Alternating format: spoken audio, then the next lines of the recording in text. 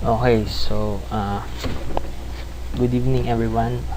This is Philip, your 1K manager from Albay. So right now po, okay, tuturuan ko po kayo paano mag get help or paano po kumuha ng tulong galing sa mga participants ng MMM.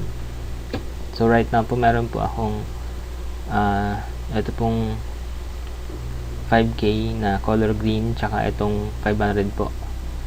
So sasabayin ko po yan na i-get help po. So punta po tayo sa dashboard.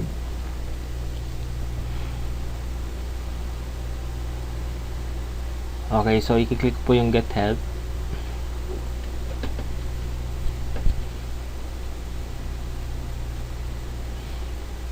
Then select bank account.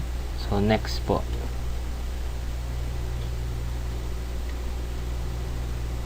Then yung aking BTC account,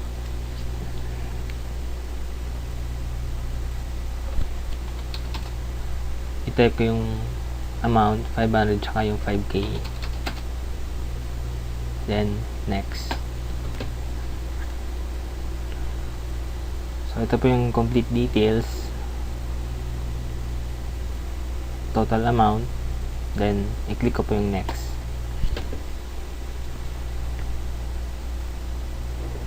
So your request was added, please wait to process. So click OK.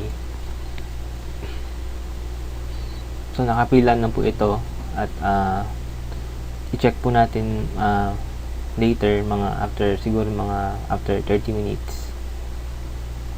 Okay po.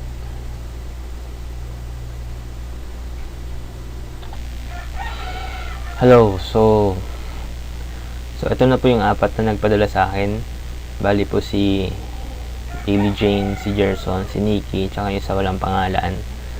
Makikita rin natin dito na yung pictures ng confirmation nila. So pag click natin po yan, ito po yung lalabas. So bali po ang gagawin natin is pupunta po tayo sa blockchain account natin. I-check po natin dun yung transaction history. Kapag po nakita natin na andun na yung pera talaga, saka po natin i-click yung details dito.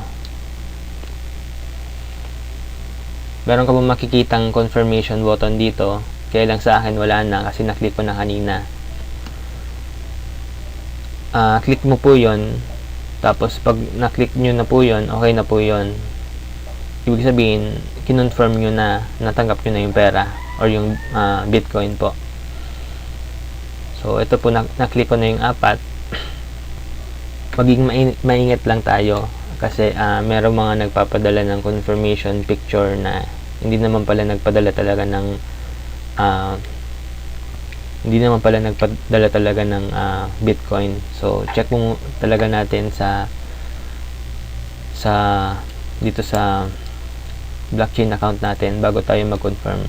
So dito po nagtatapos yung tutorial natin regarding sa pag-get help. So magandang araw po.